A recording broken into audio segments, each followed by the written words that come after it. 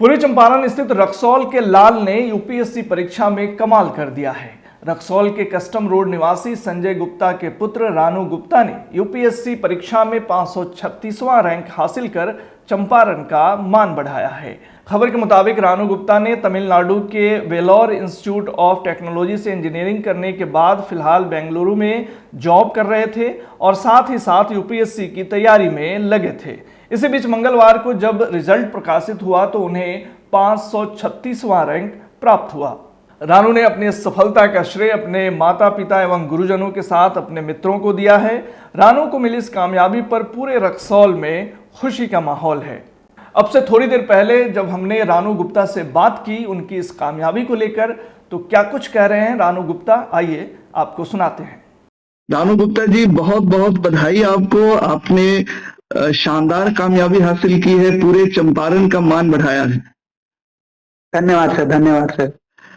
रानू गुप्ता जी, रक्सौल के आप रहने वाले हैं, कैसा लग रहा है ये शानदार कामयाबी हासिल करके? जी सर, बहुत अच्छा लग रहा है और ये शानदार कामयाबी मतलब काफी संघर्ष से मिला है तो और भी ज्यादा अच्छा लग रहा है। जी रानू गुप्ता जी, इस एग्जाम को इंडिया का सबसे टफेस्ट और सबसे प्रतिष्ठित एग्जाम कहा जाता है। आप इस एग्जाम को क्वालिफाई कर पाए हैं और कामयाबी आपने हासिल की है। कुछ अपने सफर के बारे में बताएं कि कैसे ये सफर आपका शुरू होता है, किस तरह से तैयारियां आपने की? जी सर, पहले तो मेरी प्रारंभिक शिक्षा रक्सौल से ही हुई थी। KSW स्कूल है रक्सौल सुंदरपुर रोड में। जी जी, वहां तक मैंने 10वीं किया था। फिर मैंने 12वीं उसके बाद किया। जी, उसके बाद से मैंने अपना graduation Vellore institute of technology VIT Vellore Tamil Nadu में इंफॉर्मेशन टेक्नोलॉजी में बीटेक किया था। फिर मैं 2020 में पास आउट हुआ। 2020 लगातार से मैं नौकरी कर रहा हूँ as a software engineer Bangalore में। जी, और नौकरी के साथ साथ मैंने एग्जाम भी देना शुरू किया। तो इस एग्जाम में इस बार इस एग्जाम में मेरी 536वीं रैंक आई है। जी, जी, जी। ये जो आपकी तैयारी हो रही थी, आपने बताया कि जैसे कि आप सॉफ्टवेयर इंजीनियर के पद पे कार्यरत थे बैंगलोर में, ये दोनों कैसे संभव हो पा रहा था? सर, जैसे मैंने कोई कोचिंग वगैरह का कोई कोचिंग क्लासेस या कुछ नहीं किया है। जी, तो जो भी मेरी तैयारी रही है वो सेल्फ ही रही है। सेल्फ करने का रीजन ये नहीं है कि मुझे कोचिंग पसंद नहीं है, बिल्कुल ऐसा नहीं है। कोचिंग भी जरूरी है, पर मेरे पास समय की अभाव थी। उस अभाव को देखते हुए मैंने, क्योंकि मैं कोचिंग सुबह से शाम नहीं कर सकता क्योंकि सुबह से शाम तो नौकरी होती है। जी, जी, तो उसको लेके फिर मैंने टाइम टेबल ढंग से बनाया था कि कैसे सुबह 2 घंटे फिर शाम को 3 घंटे। जी, और फिर जो जैसे मटेरियल है तो मतलब पुस्तक है, कौन सा बुक पढ़ना है, तो बहुत शॉर्टकट तरीके से और थोड़ा सा टेक्निक लगा के कि जो चीजें हैं वो कैसे शॉर्टकट तरीके से और अच्छे से कि काम लायक चीजें हो जाए। जी, जी, जी, तो ऐसे कर करके वो 4 घंटा 5 घंटा 6 घंटा भी कभी कभी।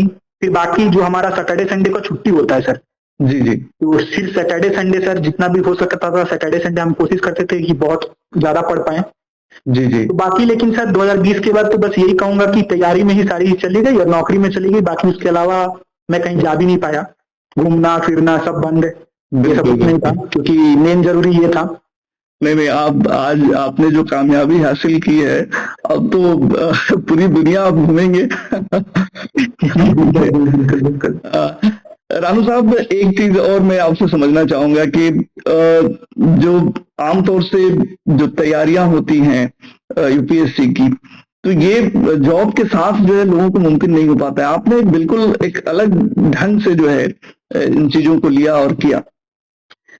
बिल्कुल सर, मैं आपके बात से बिल्कुल सहमत हूँ कि जॉब के साथ काफी मुश्किलें हैं और बहुत कम लोग कर पाते हैं। ऐसा नहीं है कर नहीं पाते, कर पाते हैं, लेकिन थोड़ा सा सर इसमें आपको अपना पेशेंस बना के रखना पड़ेगा। पेशेंस के साथ आपको जरूरी चीजें पढ़नी पड़ेगी। जैसे अगर मैं आप एक एग्जांपल के साथ बताऊं, जैसे आप एक पॉलिटी सब्जेक्ट है हमारे में, तो पॉलिटी की एक बुक आती है लक्ष्मीकांत जी। तो सब लोग लक्ष्मीकांत पढ़ते हैं और काफी मोटी सी बुक है और बहुत कुछ करते हैं। तो अब जैसे मैं क्या हूँ, मैंने पूरी लक्ष्मीकांत पढ़ी नहीं। मैंने क्या किया कि जो समरी आती है उसकी सारांश बस मैंने वो पढ़ रखा था। तो मेन चीज है कि आप कैसे टेक्निक लगा के चीजों को शॉर्ट कर रहे हैं, क्योंकि आपके पास उतना समय नहीं है। आप बाकी लोगों की तरह दिन भर पढ़ाई नहीं कर सकते। आप नौकरी से आओगे, थके हारे आओगे, उसके बाद आपको पढ़ना है। बिल्कुल बिल्कुल। तो उसके साथ आपकी मोटिवेशन भी बनी रहे, और मोटिवेशन के साथ साथ ये भी बनी रहे कि चीजें कंप्लीट हो।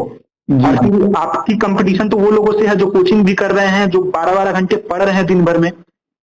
तो कंपटीशन आपकी उनसे भी है। तो वही थोड़ा पेशेंस और थोड़ा शॉर्टकट मतलब कि वही जरूरी चीजें जो जरूरी है, सारी चीजें हमें नहीं पढ़नी।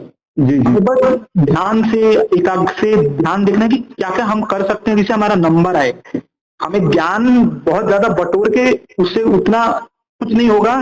हमें ज्यादा नंबर की तरफ ध्यान देना है कि हम कैसे नंबर ज्यादा ला सकते हैं कि एग्जाम क्लियर कर पाए।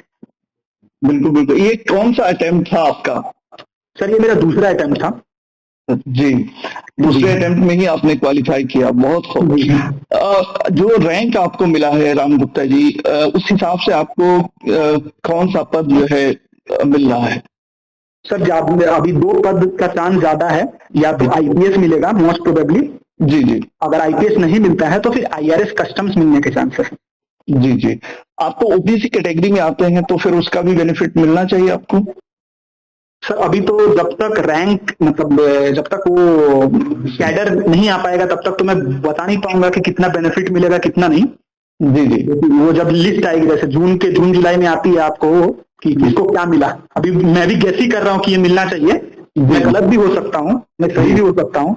जी जी। तो जब तक वो नहीं आएगा तब तक सर मैं इस पे कमेंट तो नहीं कर सकता कि क्या मिलना चाहिए। बिल्कुल बिल्कुल। और घर में पिताजी लोग क्या करते हैं, किस तरह का माहौल है? सर घर में सारे लोग खुश हैं, बहुत खुश हैं। और हमारा घर एक अच्छा बढ़िया ज्वाइंट फैमिली है। जी। मेरे पिताजी हैं, मेरे छोटे चाचा हैं, मेरे बड़े पापा हैं। तीनों क्या करते हैं? जी पिताजी क्या करते हैं? सर पिताजी मेरे ट्रांसपोर्ट वगैरह का काम करते हैं वहाँ पे। जी जी। और तो हमारा ज्वाइंट फैमिली है तो सारे एक साथ ही रहते हैं। सारे के सहयोग से ही जो भी हो पाया है, इन सारों के सहयोग से ही हो पाया है। हमें पता चला कि बेतिया सांसद आपके रिश्तेदार भी हैं। जी जी, वो हमारे दूर के चाचा जी लगते हैं। जी जी। उनका फोन आया? जी जी बिल्कुल बिल्कुल, बात हुई थी उनसे। वो हमारा इंतजार कर रहे हैं बस। लेकिन अभी यहाँ पे क्या है कि जैसे ही हमारी नौकरी खत्म होगी तो फिर हम आएंगे घर पे जरूर। जी जी। क्या बात हुई, क्या कहा उन्होंने? बहुत उन्होंने कांग्रेचुलेशन किया, बहुत खुश थे। जी जी। और कितने फैमिली मेंबर हैं आपके, कितने भाई बहन हैं आप? सर मैं अकेले भाई हूँ, मेरी 3 बहनें हैं। जी जी। फिर मेरे चाचा के 2 लड़के हैं, छोटे वाले चाचा के, बड़े पापा के 2 लड़के और एक बेटी है उनकी। तो ऐसा ही हमारा काफी हंसता खेलता बड़ा सा परिवार है।